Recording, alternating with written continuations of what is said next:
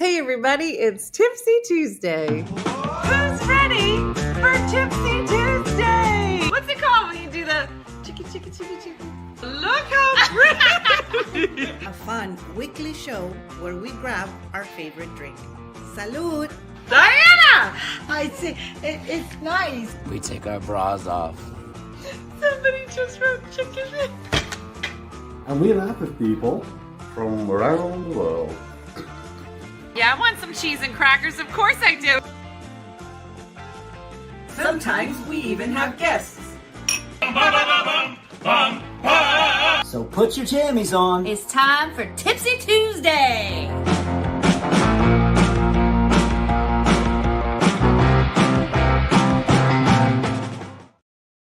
Good evening, everybody. It's Tipsy Tuesday. Girl, it's only Tuesday.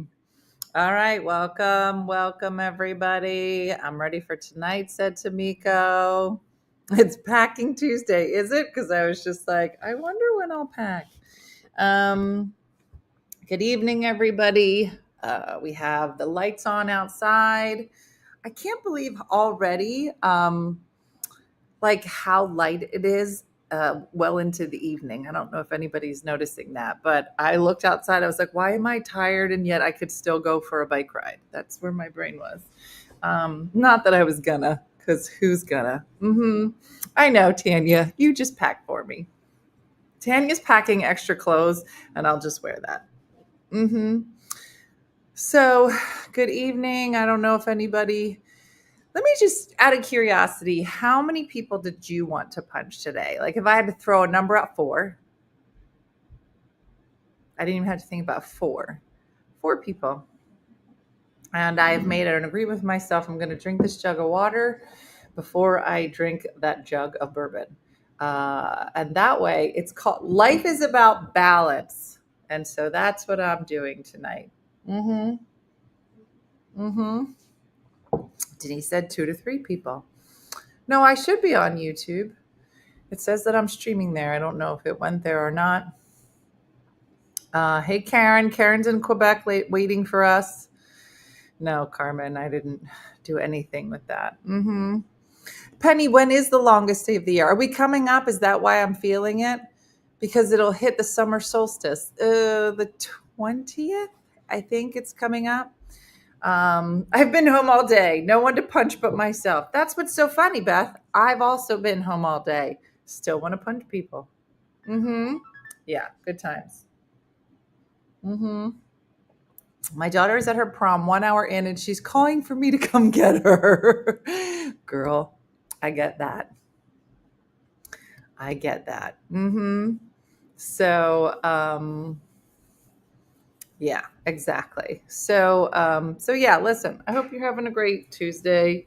It's supposed to be one more day of rain, and then hopefully we will be in summertime and all of our skin will be burning very soon. I don't know about anybody else either, but I could use some sun.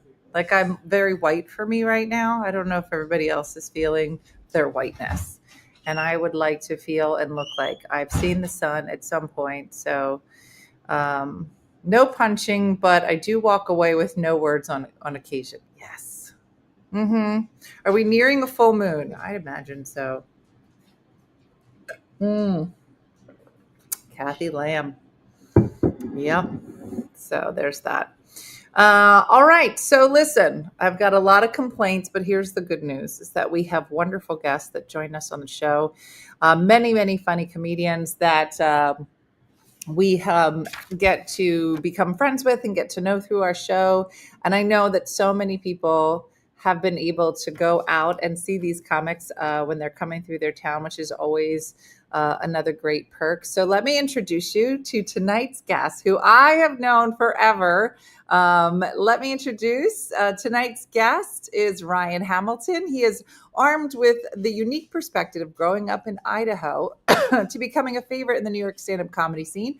Ryan is one of a kind, venturing far away from his rural roots. He's had a wealth of television appearances and a nonstop headlining tour. And you can watch his first 1 hour stand up special, Happy Face, on Netflix right now.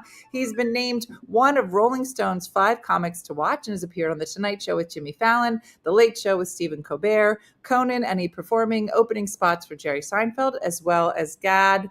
I'm going to say this name wrong, so you're going to have to tell me. El Malel at Carnegie Hall. Ryan will tell me, but that's so awesome. And if you're in the Philadelphia area, you can catch him this weekend at the Punchline Comedy Club. So please help me welcome to the show, Ryan Hamilton. Hey, Ryan. Hello. Hi. Look at me. Forever. Look at you. Look at I'm a you. grainy kind of. I feel like my voice should be muffled or something. Muffled, and yeah. maybe like a something over your face or Yeah, something. I don't know. I feel like I'm behind. Where are you? Where? This is my home. Believe me. You don't have anything on your wall behind you. I have nothing. There's nothing. There's just nothing. It's just a tiny studio. How long have you lived there? 5 years. And it never dawned on you to put anything on the walls? I don't know. I got a lot of going on, you know. I'm trying to move out of this apartment for a long time. Where do you want to go? Just something bigger. This is fine, but I'm trying to upgrade. Okay. You know, so And so in those 5 years that you've been trying to upgrade, you're like, I don't want to put roots down. Yeah. It's just a lot of work, and then I got to tear it all up. You know, it's just me here. I'm happy. You're so funny. Is there some part of your apartment? Like, I feel like is there some part of apartment where your personality really comes out?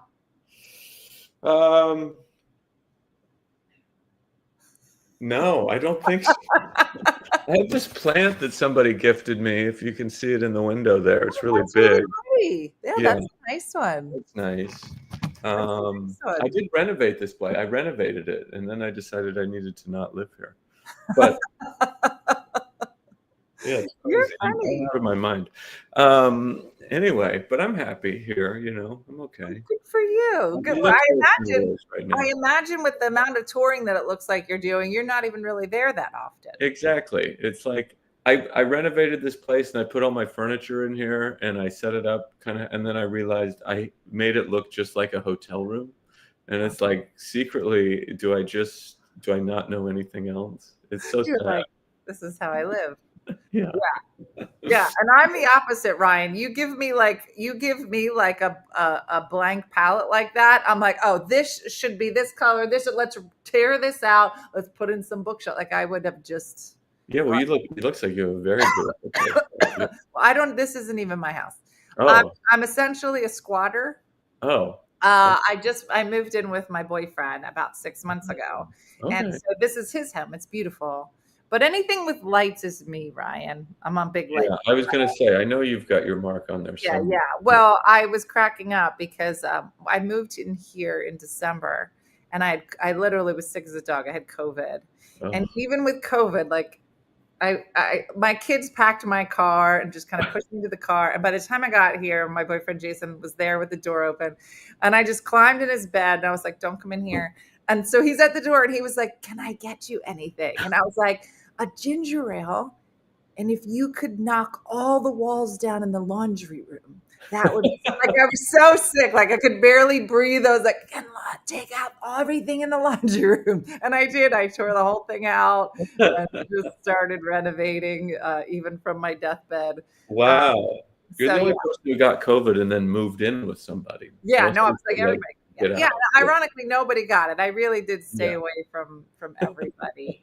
But I was on I feel like I'm always on the delayed COVID. Like, I made it 3 years before I got it. Oh, okay.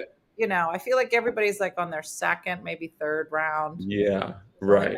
How about you? Did you make it pretty far, or were you? I made it pretty far. I had it 3 years in a row on December, but the last 3 Decembers. Yeah, wow. I think that's what it was. You shouldn't go out in December. I know. Yeah, it's just become like a holiday tradition for me. It's part of your, like, gingerbread, Yeah, eggnog, yeah, COVID. yeah. Um, so you and I was trying to figure out when you and I first met, because you Yeah, were a baby. You I were was. a baby. Like Oh, I'm 52 now, and I started doing stand up when I was 30. So it's okay. 23 years. But I feel like you in your 20s when I met you? When did we meet? I can't remember either. It's been a long time. No. I doubt we were in my 20s. I was in my 20s. No, then you were maybe in your early 30s, because I was Maybe. already like a mom with a couple of kids, and you Yeah, were like a young kid yeah. I doing the mean, whole thing. yeah, I moved to New York in 2008, and Oh, we probably yeah, met probably around there. then. Yeah. Yeah, yeah, a long Yeah, time 'cause ago. I was working up there then, so but yeah, it's been and you so tell everybody, so we have lots of different people that come on the show, but anytime we have comics, your big thing is that you are very much a rural boy from Idaho that kind of Right. made his way to New York. So tell everybody, like, when did you first get the bug? How did you get out of Idaho and into the mean streets of New York? I don't know. I mean, it was a slow process for me. I always thought about it since I was a little kid growing up in Idaho. It was weird. I don't know where it came from. There was no like comedy club even remotely close or any kind of even entertainment career around there. It was, I'm from a town of 1,000 people, a little farming town, Wow. and next to nothing. And um, I don't know. I would write jokes when I was 12. I watched stand up on TV all the time. I had a humor column in the newspaper. That's what I really wanted to do, was be a humor columnist. And Really? How old were you when you started doing that? like 14, we didn't have a school newspaper or anything, so I just called the county newspaper. And in rural Idaho, if you just call the county newspaper, when newspapers actually existed, Yeah, yeah. they would just say, I said, "Can I have a column?" And they go, "Okay." And so I actually started writing two columns for another newspaper. And yeah, and then I started like the NBC affiliate, like in the little city an hour away, called me and they said, "We heard you're interested in journalism. Would you like to learn some stuff?" So I started shooting high school sports. They set me up with a camera. And in Idaho, you can start driving when you're 14. So I was driving around. All these farm kids, they have to drive. So I was driving around when I was 15, 16 years old, shooting stuff. And then I would go to the station for every Friday night and learned how to edit on old reel to reel. And we would write jokes. And every once in a while, I would get a joke on the air. And it was really thrilling. And anyway, but what I really wanted to do was stand up, but it wasn't like there was no outlet there. Right. And then I had a radio show in college in Idaho. I was a broadcast major, had a little radio show, and we organized, a few of us were interested in comedy, and we organized some stand-up shows for our little college radio station, broadcast, like 5 miles around campus. And we did like 3 or 4 stand-up comedy shows as remotes. There was audiences there, and they were real shows at like a pizza place or wherever we could find a little venue. And that was the first time I did comedy, when I was like actual stand-up comedy. I was 18 years old. And I didn't do it again until I was like 24, 25. But I did it a few times like that. And it just was always in my head. I don't know where it came from, but and then, eventually I started doing it more and more. I lost a job. And then eventually I thought I got to move somewhere. Yeah.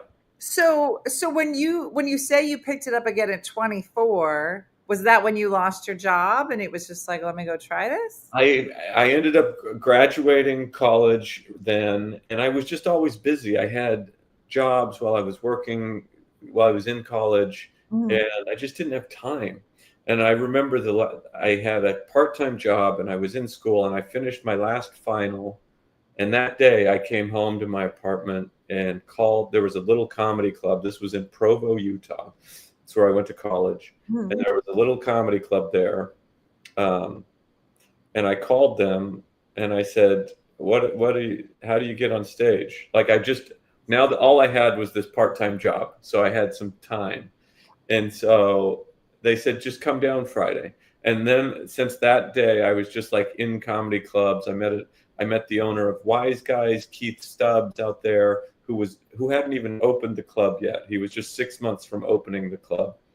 And I opened for him, and he opened this club, Wise Guys, which is now a great club that everybody loves out there.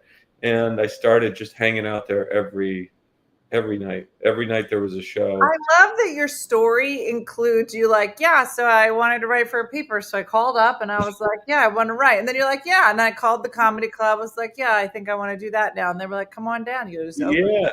Like, it's just such a funny reality. But I mean, in those areas where it is rural and there people are like, yeah, it's kind of incredible. There's no other it was just like, oh, there's a guy who wants to do it. Okay, let's let him do it, because there was nobody else. And there was no real comedy scene like in Salt Lake City at that time.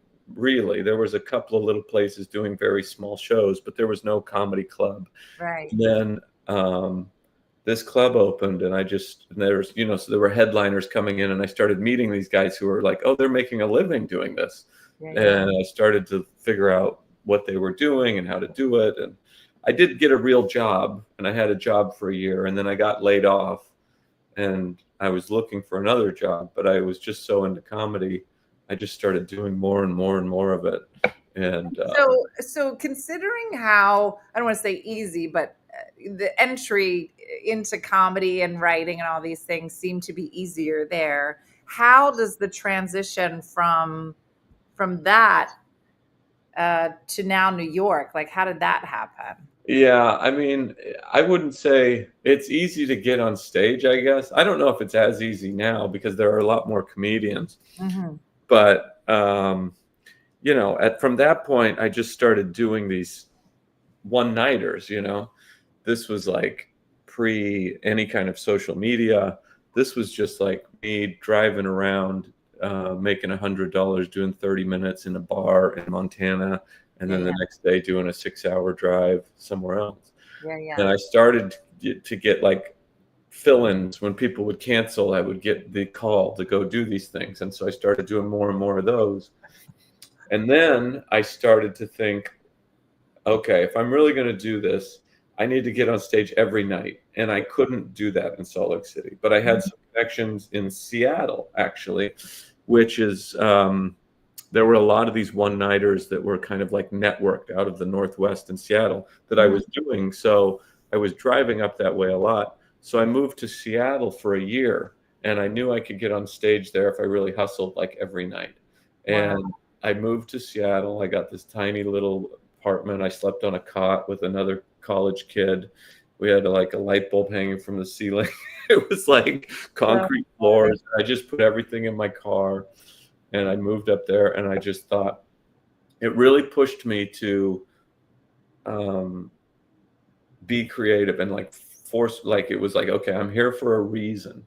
So, I was like 27 or something, and I didn't have any, a significant other. It was like, let's just see what happens. Right. And there was this comedy competition that I knew I could get into. It's still around. It's called the Seattle International Comedy Competition. Okay. And it was kind of there was one in San Francisco that was like the sister competition that was a big deal for a while. And this one was like similar, but it was like 3 weeks long. And they, they had an industry night. And I didn't even make the finals, but this industry night I won. And when we were in the comedy clubs, I would do really well. And when we were in the bars, I would struggle. But the industry night, I won that night. And there was a bunch of managers and agents from LA and people I met, and they were really encouraging. And the one thing about you, and I don't know if everybody got a chance to go and check out your stuff, but you are 100% clean and always have been, I guess. Yeah, I've always been. I mean, pretty much. Yeah, it was just like the way it worked for me. Are you like, or do you not like even curse a lot in real life? Because you feel like you sound like, I feel like you're a guy to be like, oh shucks. Like, I mean, I occasionally curse, but when I started comedy, I really did not curse. No. That was just me, and I still don't a lot. I mean, it comes out once in a while, but it's basically, and the comedians that I really regarded were all pretty, that I was kind of like modeling myself after. They were also pretty clean.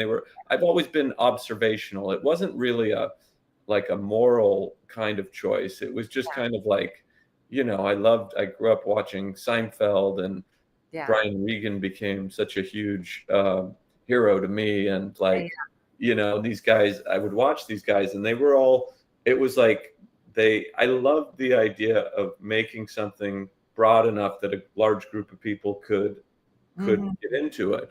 And that like was interesting to me. So it just forced me into this clean place, but it also worked really well in Utah where I was. And Well, everybody's asking, they're trying to figure out, because everybody's like, I recognize him. So they asked, have you done a dry bar comedy special? I've never done a dry bar special. No. I mean, I have a Netflix special, but I've never done a dry bar. Why would you bother when you have Netflix? The other thing, somebody said they just heard you on Nate Bargatze.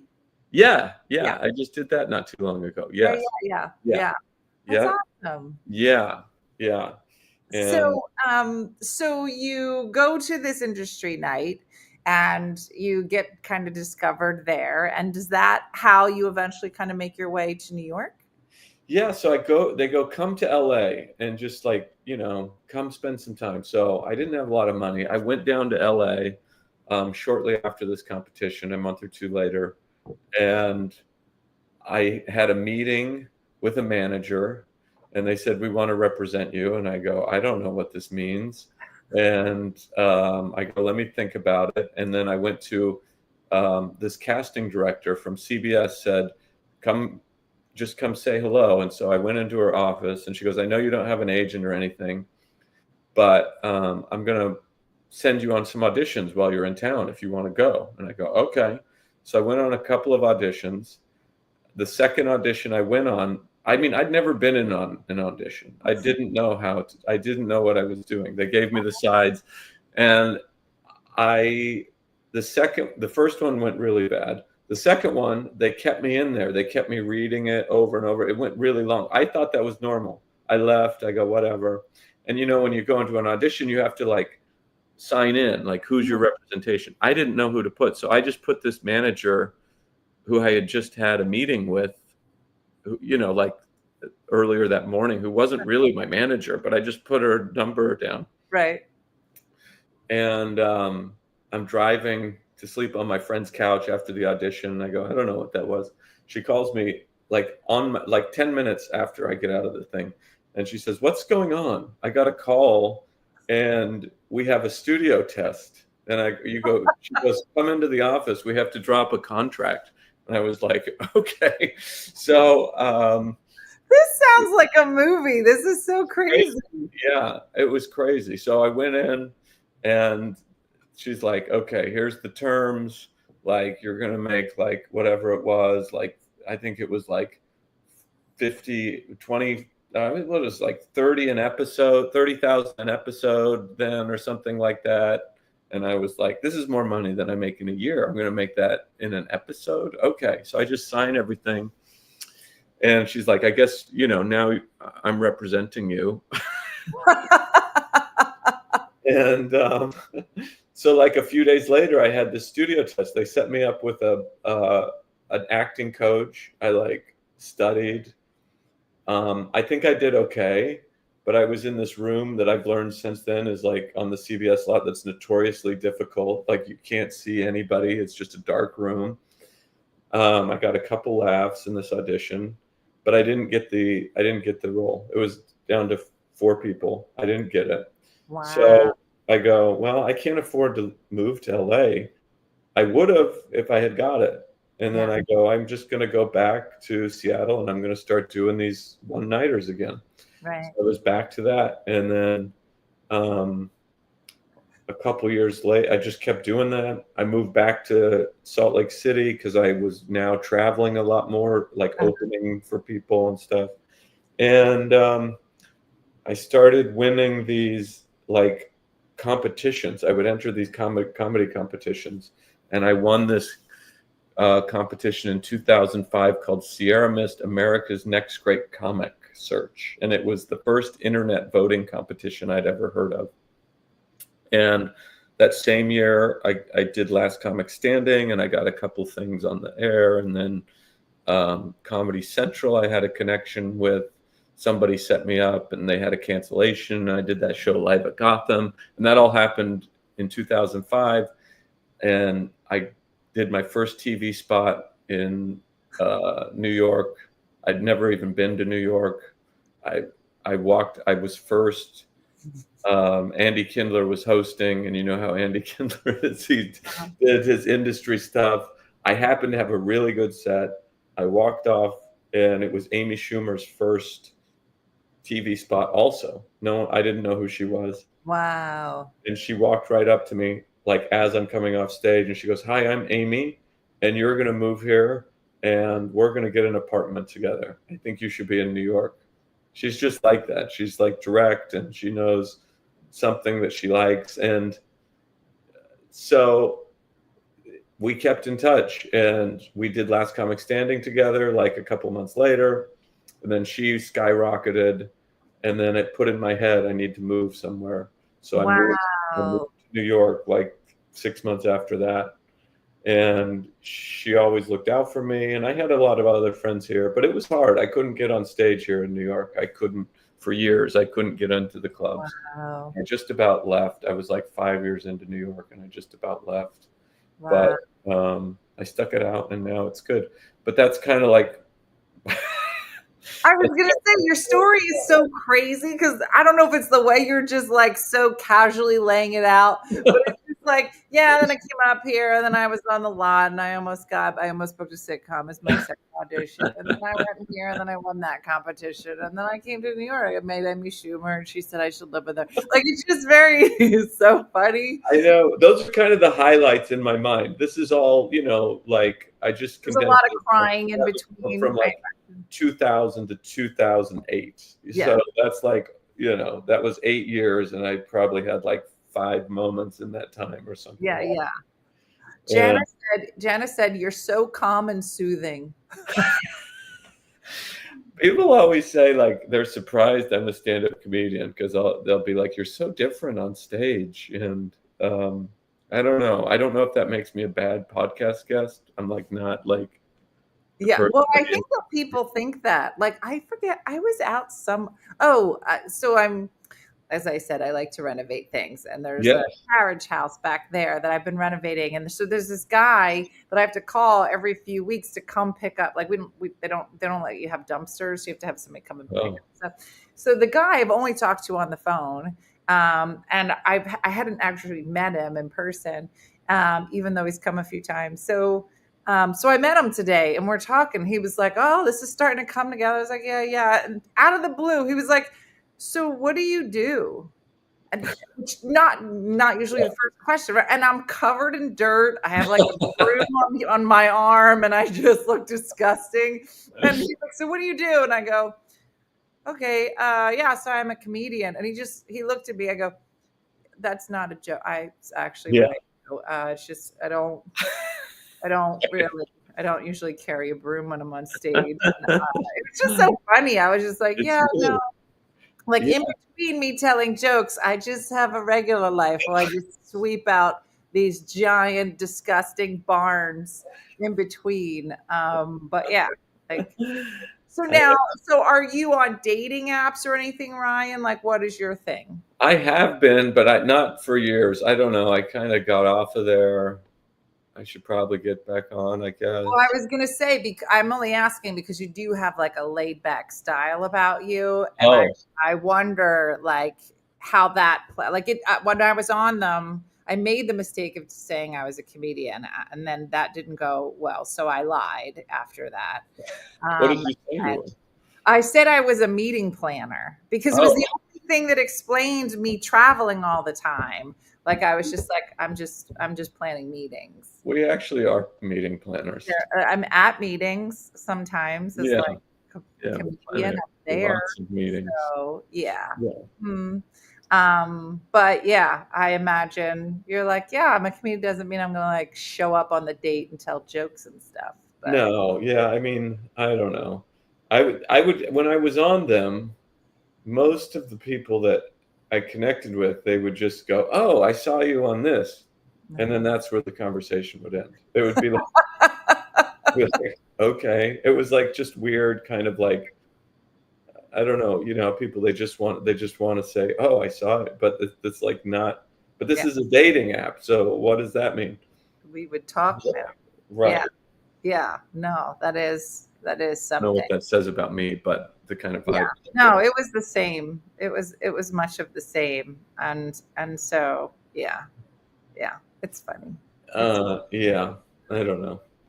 So now you're touring a bunch. Or do you spend more time, do you think, touring than you do in New York? I don't think so. I mean, there was a few years, I think, pre-COVID when I was like, it would be like, you have to add up the amount of days you're on the road for taxes, and it Mhm. would be sometimes more than half the Wow. time. Yeah, yeah. But now it's not quite that. I would say it's like 30 or 40% or something, maybe Good. 30%. Yeah. Yeah. It's less. Good. Um, better shows, hopefully, less time on the road. Yeah, yeah. Yeah. Yeah, for Yeah. sure. For Yeah. sure. And so you're in Philly this weekend. You're Yes. Punchline? Yep. And have you been through? I guess you have, right? You've been through Yeah. Punchline Yeah. before? I've been a few times. Yeah. Yeah. Yeah. It's great. I love it. It's a good town. Yeah. It is. I was gonna say, what has been your experience coming through Philly? Have you done the whole cheesesteak and art museum thing? I haven't been to the art museum. I always look at it and go, that's such a cool building. I need to go in there. You should go. Yeah, yeah. Yeah, you haven't gone up the steps like Rocky? That's like a classic. No, I never did the Rocky Steps. I don't Mm. know. I did the cheesecake thing, but it was tasty, but I just can't. I can't eat like that on the road. I can't eat anymore. It's just, I don't feel well. I just don't feel well. Yeah. Well, the So, cheesesteaks are probably not the less greasy thing you could eat for sure. yeah. I've been really That's trying to like be healthy, and that's the only way I can survive these touring. Now, is your family still in Idaho? Do you get to go Yeah. tour through there often? Yeah, they're still there. Yeah, I mean, I work out west quite a bit, so when I'm close, I'll just pop by. I try to get. Now, do you have any siblings? Are they funny? What's the story? Yeah, I have a younger brother and a younger sister. My brother has a daughter, and my sister has two nephews, so they have families. And or my sister has two sons, I should say, my nephews. I was like, yeah, that's not mathing, but okay, I got you. And my mom is out there, so yeah, they're all out there, and they're very funny. They're funnier than I am, I probably. was gonna say so. I have two sisters, older and younger, Yeah. and we're all big loudmouth Italians. But I'm not the funny one in my family. I'm the quiet one, which everybody Right. thinks is funny. And I'm like, well, they're funny, but not on like stage funny. They're like, Yeah. right? Yeah. Where are you in the order? I'm Did in you the middle. Oh, you're in the middle. Yeah. I'm the oldest, and I think I always ask comedians because I think that's maybe rare to be the oldest and a comedian. Yeah, I would say I think most of us are middles that have Yeah, some a lot of middles. serious So mental health I issues. don't know. I do think I was like, I don't know. I was very responsible growing up to a fault. And I don't know how it led to this irresponsible career that I have, but that's what's going on at home. And so let me ask you this. I always like to ask people, if you didn't end up doing this job, what do you think you would have been doing? Well, I studied journalism, public relations. I was Okay. really interested in that. But once I got into working in public relations, didn't like it as much as I Mm. thought I would. I really enjoyed studying it. I really excelled in school around it. But the practice of it, I don't know. I just felt like I was cold calling reporters, and it's all different now. But Mm. I don't know. Journalism is all different now too. I liked being in a newsroom. I liked the excitement of it. I kind of like the adrenaline. Now every day is different. I Mhm. really enjoyed just going out and meeting people and interviewing. But I don't even know, like, to be that kind of journalist is so rare now. Hmm. Um, I don't know. I'm into like um, real estate. Really? Yeah, Like yeah. in what way? Like just like I because you're looking for a new place or like what? Yeah, I am constantly always looking. I kind of like the process of buying and selling. I like renovating stuff. I like property. I own some property in Idaho. I'm constantly driving upstate, like just marking different properties, looking around. I I bought love another. that you're like so into that, but you draw the line at putting anything on a wall. You're Yeah, like, it's not I about. I know not, it's weird, right? not my game. Like I will research, I will tear down walls, I will renovate, but that's as far as it's going. I won't move in. I It's will not weird. make it my own. It's weird. I think it's. I don't know. I'm constantly on this looking for a home and I never really, find it, I think, or something. I don't know. I ended up buying another apartment. This is just a crazy story. It's like, so I'm trying to get out of this apartment. I found something I liked, Okay. but I was told some things about it that weren't uh, exactly what I wanted, but it was like a fast deal. I had to make it. So I Okay. bought it. And then I got in there and realized that I couldn't do all the things I wanted to do. So I was going to move in. And then someone out of the blue came and offered to buy it. And then I go, okay, let's make a deal. So we negotiated a deal. I went through the whole thing with the co op board. And then the co op board rejected the sale because they already lived in the building and it was a new rule. And I had already bought from someone who lived in the building and we like petitioned and it went on for months. And then, anyway, long story short, I actually own two apartments right now, and I'm trying to get rid of one and find the perfect place. So it's like, but I kind of enjoy the process, and I almost wonder if I'm just like doing it because it gives me something to do, like it's very strange. Well, I'll But, tell you, I don't know if your brain is like, so I'm trying to finish a book right now. I have okay, 7 chapters that I need to okay, finish, right, to do this book. And I don't know what it is that, like, but so I've been writing like pretty intensely yeah, for whatever reason, Ryan. Like, I guess I can do it. However, I like my brain needs like a mental break. Like, you just can't just write all the time. So I decided that now is the time that I should learn how to play the ukulele. So wow, good for I you, have been giving myself ukulele lessons on YouTube. And I great, don't want to brag, but I do know the Rainbow Connection. And but I find that like I think that when your brain is like creatively so into something that you need a break from like, yeah. okay, I need to just do something mindless that's completely different. So I totally get I it. think you're right. Yeah, I don't know. Like I'll go to a town. I think a lot of people do this, but I go to a town and I go, "What is Zillow like here?" And I pull up Zillow and go, "What if I just lived here? What would it look like?" Do you not do Well, that? I'll tell you, no, I totally do. Like if I'm somebody, Yeah, oh, that's nice. I want, and I yeah, try to guess what it is yeah, before I yeah, look it up. yeah. But I will tell you that when I was on the dating app, I did not know this, but like like it roams, right? So Oh, right, I was on tour at the time. I didn't realize that when when your plane lands and you take it off of airplane mode and then right, boom, everything, all your texts show up and your emails show up.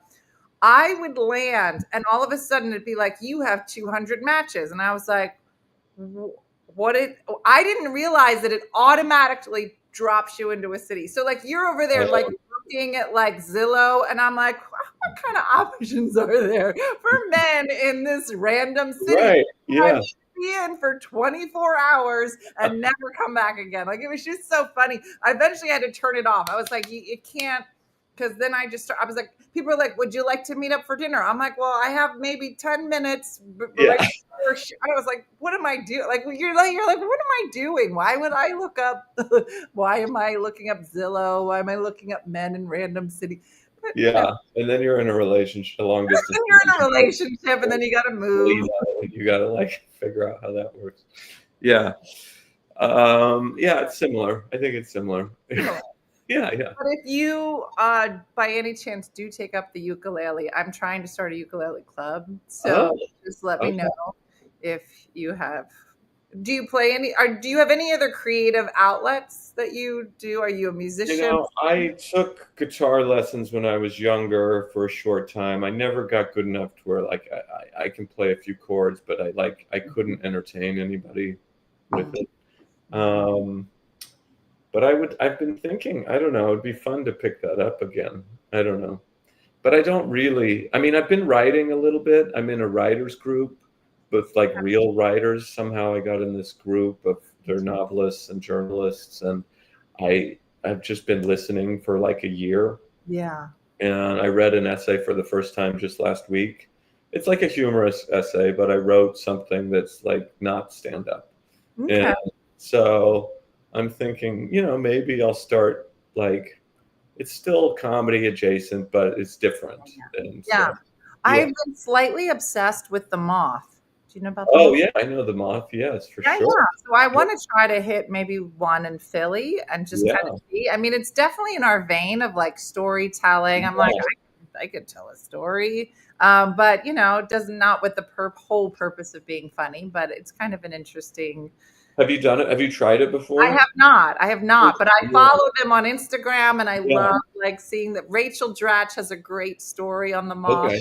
Really awesome to listen to. So Yeah, there's some amazing ones. I've tried it a couple times. Not the Moth, but I've tried storytelling shows. I did one in Montreal one year, and I thought, oh yeah, I can do this. Someone asked me to do it. Uh-huh. And it was hard. It was. I mean, I guess I sound naive here, but it was like, oh, I don't know how to end this. Like it was just like they really have like there's an arc and there's a peak, and then the story really wraps itself up and everything feels resolved. Yeah. And I just go, that's a big laugh. And it exactly. and It is. I mean, the funny thing is what we do is so much harder. Like most people would be like, I can't tell a funny story. But you're right, just kind of that whole thing. But I bet you it's harder. It was harder than I should have known, I guess. But I thought, oh, I tell stories every night. How difficult can this be? Yeah. But when the audience is in the expectation of this the rhythm of what we're doing right now, it's like, oh, you really gotta work on it. Yeah. That's awesome. That's awesome. Yeah. Well, listen, if you have enjoyed Ryan's calm, soothing voice, and you would love for him to lull you to sleep while making you laugh hysterically, Michelle has posted the Netflix special is in the chat, as well as all of Ryan's social and website, so you can follow him. Is there something more with comedy he would love to do if he gets the opportunity? That's a great last question. I mean, I'm working on a second special right now, actually. We just put tickets on sale for Seattle. So October 4th, I'm shooting a new Netflix special, which is also being produced and directed by Nate Bargatze, actually. Oh, that's awesome. Congratulations. So that's pretty exciting. So that's a big thing we're working on. I don't know. I've always been kicking around show ideas, and, I go in and out of kind of pitching show ideas. So I'm working on something. Who knows? There's always some idea like that in the back that we're working on. So something like that would be pretty amazing. What would be your dream job? Would it be a movie? Would it be a podcast? Is it talk show? Is it sitcom? What would be your My dream job? I'm kind of doing it, I think. I like almost, I want to go into a city and sell 2,000 tickets without having to promote and worry about ticket sales. And just do that like twice a month, a couple weekends a month. That's like the dream to me. Yeah. Like, and in between, be purchasing houses on Zillow. Yeah, Actually hang a picture on the wall when you're like, this is it. Maybe someday. I don't want to really commit, but yeah. Well, that's awesome. Well, Ryan, this was such a pleasure, and it was good to see you after It all was these nice years. to see you too. Yeah, yeah. I'm glad you're doing Check well. everything Yeah. out, and yeah, I'm hoping to get up to the city, so maybe I'll see Okay. you all. When the last time I saw you, I don't know if I had 2 or 3 kids, but I had 3 kids. They're now 25, 23, and 21, and my daughter's doing stand up in Brooklyn, and they No way. live up there. So yeah, so I was like, you know what? All these kids are gone, so I kind of want to get up to New York and try to do the clubs. It was when Yeah, my kids are younger, it was just too hard. So yeah. I'll run Well, into you are somewhere. you near Phil? How close are you? You're in. Yeah, yeah, I'm just outside of Philadelphia. Oh, okay, okay. Well, if you want to come out and do sets this weekend, let me know. You're welcome. Oh, I will. I'm going to be away this weekend, unfortunately. Okay, okay, Yeah, okay, but yeah, maybe okay. sometime Another in time. one of your many apartments, hang out and go to clubs and all of your Exactly. pads. Yeah. But thank you so much. It was Thank such a you, pleasure. Dana. I know you have to run, Yeah. but please visit us again, whatever's coming up, and shout it out. Our audiences are great, and they'll find you. So do yourself a favor, find out when Ryan is going to be in your area, and go check out his shows. But thank you so much, Ryan. Thank you. I appreciate it. Nice to see you. You too. All right, we'll see you. Have a good one. Bye. Bye. All right, so that's Ryan Hamilton. He has a set tonight, so that's why I wanted to make sure we honor his time. But yeah, check him out. Super funny, and as you can tell, like one of the nicest guys around. He has such a great reputation. Like everybody's like, "Oh, Ryan Hamilton, of course." He's just super sweet. And if you are the kind of person that just really loves clean comedy that is hilariously funny. I don't think that it's coincidence that him and Nate Bargatze are working together, because Nate is, I feel like, one of the best in terms of clean, sharp, really funny comedy.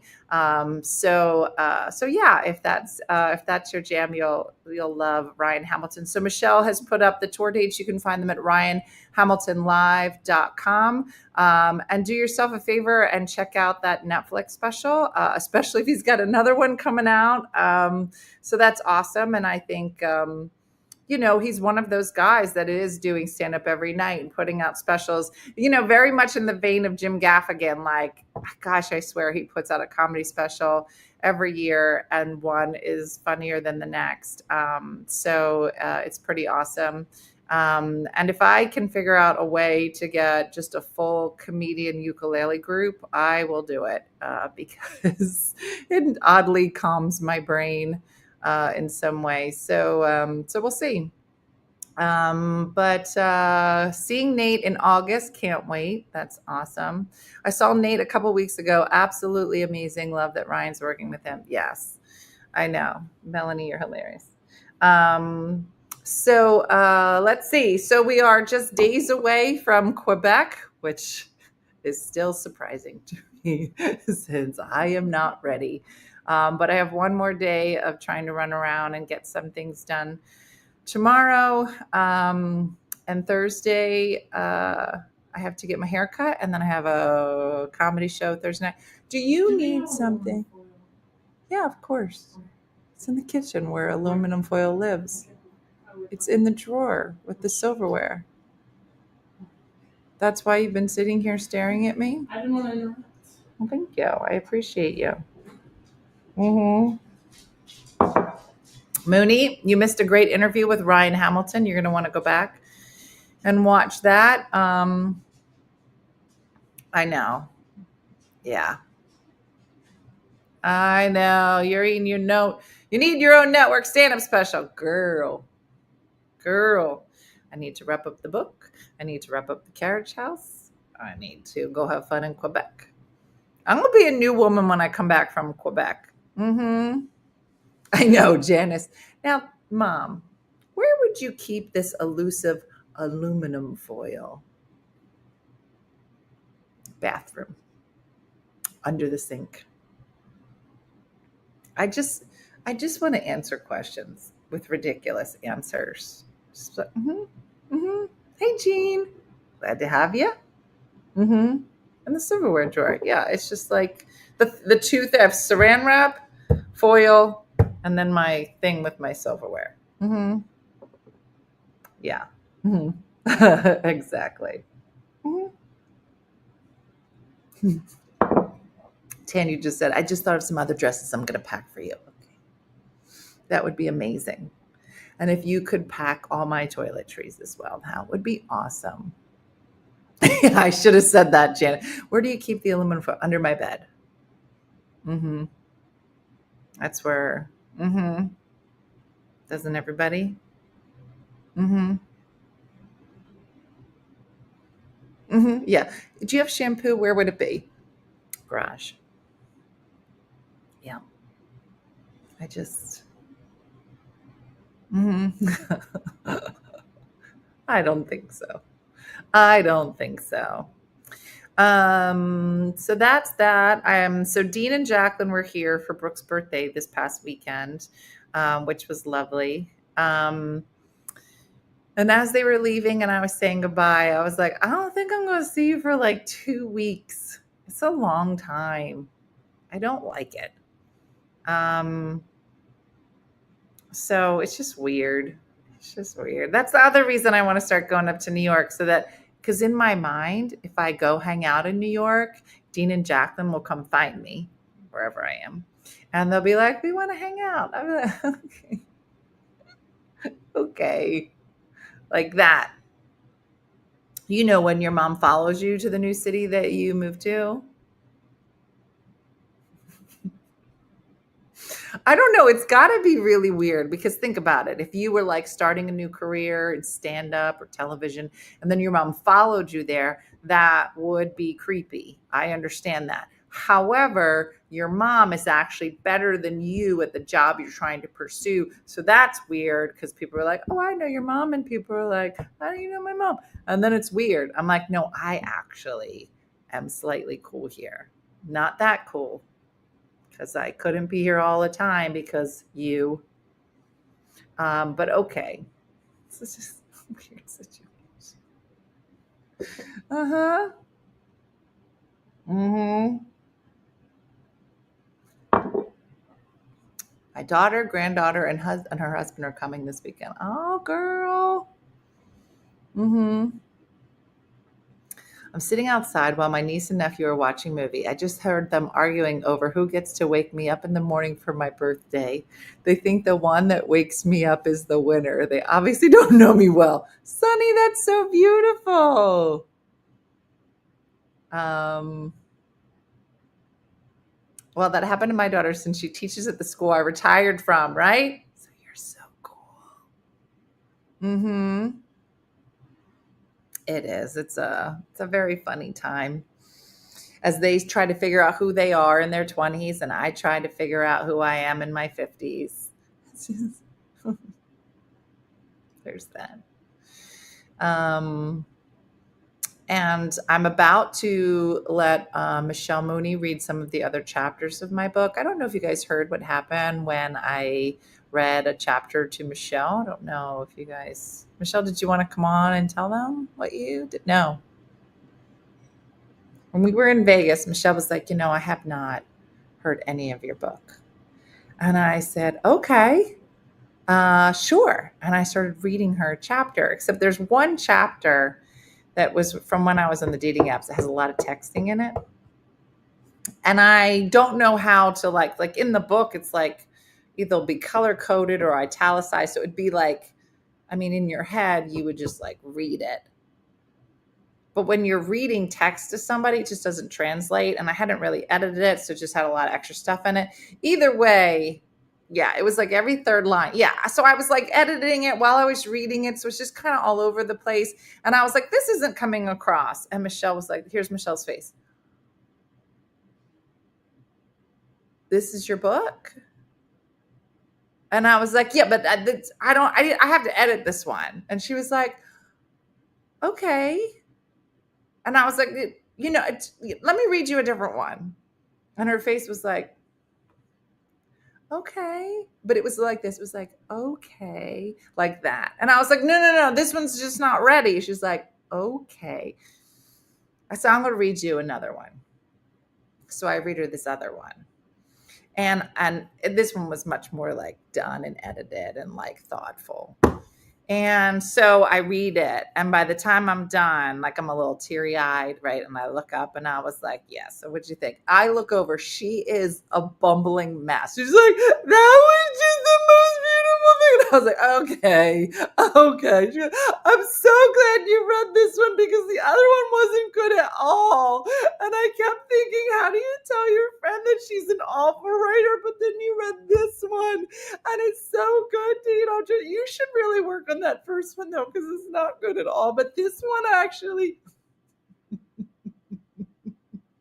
I go, I don't think I like what you're saying about the first one. I mean, need some editing. She goes, it just wasn't good. I was like, I don't think she even speaks English. I was like, I think it's still dramatic what you're saying. She, but this one was really beautiful. I was okay. So you have to just be real specific with which ones you're going to read to Michelle. So there's that. She didn't like it, Mooney. She's like, that first one's going to need some work. I was like, well, that's because you don't understand. You got to read all 4 of these chapters at the same. And she's like, no, I don't. I'm probably not going to read that part of the book. Okay. It's not a choose your own adventure. You have to read it all the way through. She's like, I'm probably not going to.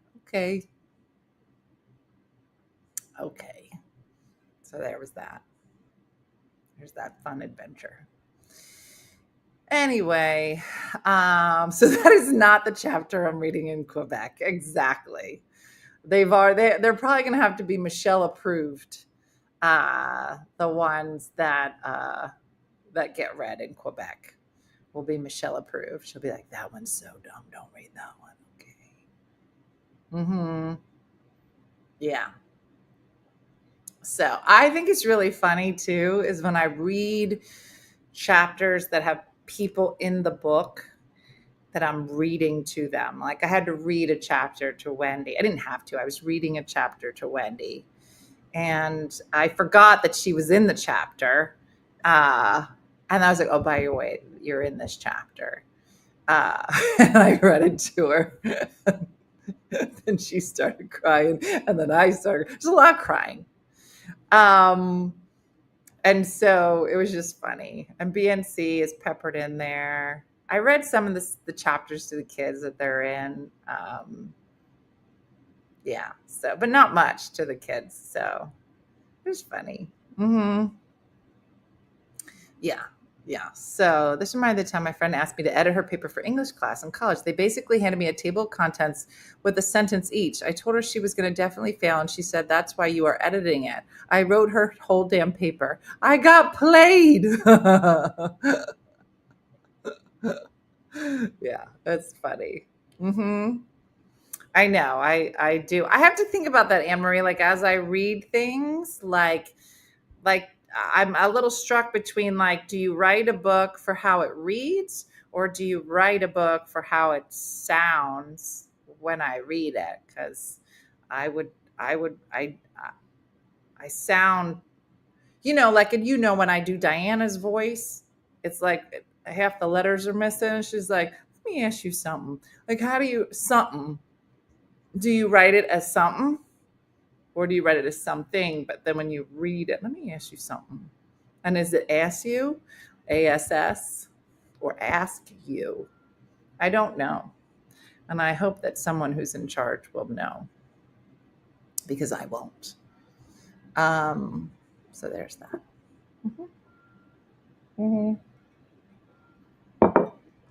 I don't know that Michelle's in it. You're not in it, right, Shell? So I was like, I don't know. But if I am, I'd like to read that chapter. It's probably like, and then my gorgeous friend Michelle walked in. You write it as she says it. Well, then it's going to make no sense, because it's not English. These are tough times. Although there is a section with my grandma, and I did put in there, read this with an old lady Italian accent. I did do that for.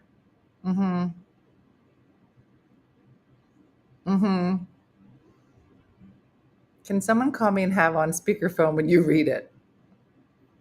I mean, I can call you.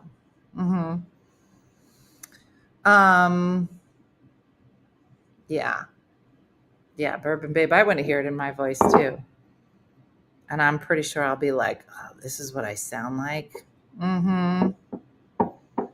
Thanks, Sonny. A tall, sexy woman walked into the room, taking everyone's breath away with her essence, and her name was Michelle Dawn Mooney. Michelle's like, that's obviously the opening of my chapter. Okay. Mm-hmm.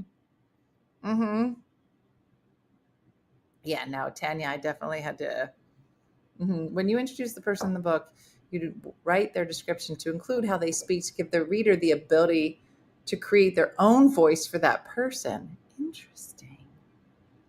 Mm-hmm.